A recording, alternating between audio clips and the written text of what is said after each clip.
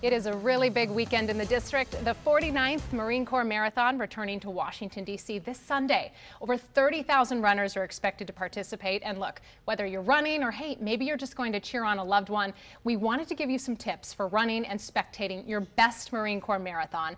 Joining us in studio today are How to Run Farther, Faster coaches Julie Sapper and Lisa Levin. Welcome, ladies. Thank you. Thanks for having us. Good to have you here in studio. I wanted to start with, look, this race can just feel really overwhelming. I myself am running it for the first time, but you know, there's also people who maybe want to come watch, and it's like, what do you tell people? So let's go ahead and start with your number one tip, which is download the Marine Corps app. Yes?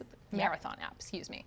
Okay, why would that be helpful for people? All of the information runners, spectators, local residents need is in the app. And if you've got the app on your phone, you can track your runners. You can look up the marathon map.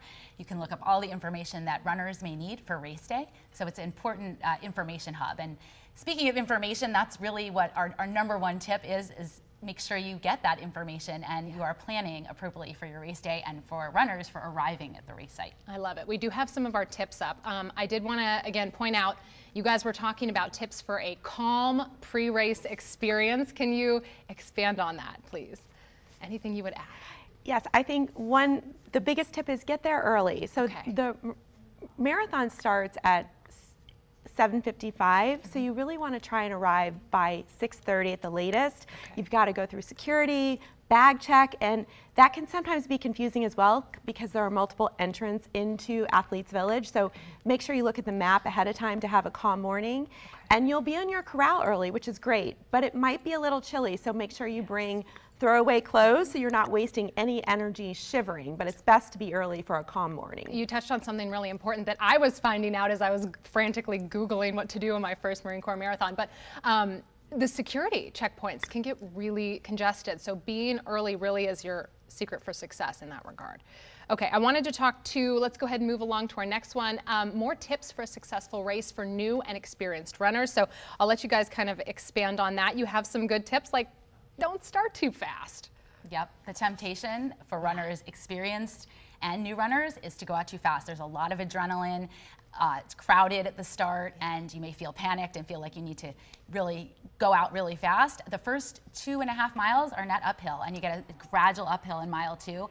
If you are going out too fast, you are going to go anaerobic early in the race, and that is something you do not want. So really pay attention to going out at a pace that's appropriate for you depending on your race plan. I love it. And then I was reading, you guys had carry disposable water to kind of bypass the first few aid stations. That's helpful, yes? Yeah, so hopefully those who've been training have been training with electrolytes too. So bring your own water bottle, and a water bottle that you don't mind checking, because our suggestion is to bypass those super crowded initial water stops before people are sort of adjusted to taking water. And then that helps you, again, stay calm on race morning and not panic when you end up in these crowds. And then when you're tired of holding your water bottle, just check it. I gotta mention, so I've been training with these lovely ladies for months now. You've been so patient with me. You have remember that pain is temporary and that your finish is forever. So I need to remember that. Runners need to remember that between 20 and 26.2, yes?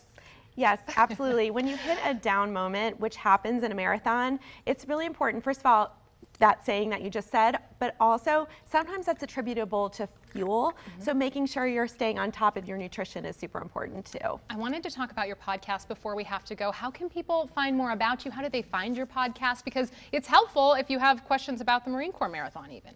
Yeah, our podcast, we've been doing it for over 4 years now, can be found on any of the podcast platforms. It's the Run Farther and Faster podcast with coaches Julie and Lisa. They can also find information on our website at www.runfartherandfaster.com. We love talking about everything running. We do episodes on all sorts of topics, and including Marine Corps and Chicago Marathon, New York Marathon. One of my favorite things is that you guys coach people of all abilities, and I can speak, for myself, who is the most mediocre runner of all time in the funnest way. But like, you don't care. You're not only coaching the fastest. You will coach everyone who wants to. First of all, you're not mediocre. You've been doing amazing. And I think a lot of our runners have a lot in common with you, Simone, and that is that they're busy professionals. Sure. Many of our runners are also parents, and we understand that we don't train in a vacuum, and stress is stress. So it's really important to find coaches, whoever you use, that understand that balance and the importance of making sure that you're running not too much, but running enough to be trained. All right, Lisa and Julie, thank you ladies so much for being here and for all of your wisdom on this upcoming marathon. We appreciate it. Thank you. Good Thank luck on you. Sunday. You'll Thank do you. great. Thank you. Fingers crossed. And now we just need the weather to cooperate. So Caitlin, I'll send it over to you. WUSA 9 Weather Impact is sponsored by Morgan & Morgan. And Simone, I know this forecast is a little chilly for you, but I think a lot of folks, maybe you're gonna like it. It's not gonna be too hot. Now, if you're heading out to spectate, like myself, to cheer on some loved ones and colleagues, it's gonna be a little cool, especially as events are getting underway. The first event kicks off at 7:15 and temperatures will be in the mid 40s. Now by 9 o'clock, we're climbing through the low 50s, low 60s by late morning into the afternoon with tons of sunshine. So if you're running, do not forget your sunscreen and your sunglasses. It is going to be quite bright and definitely on the cooler side. Some great advice there to wear some layers so you're not wasting your energy shivering before the race starts. Now,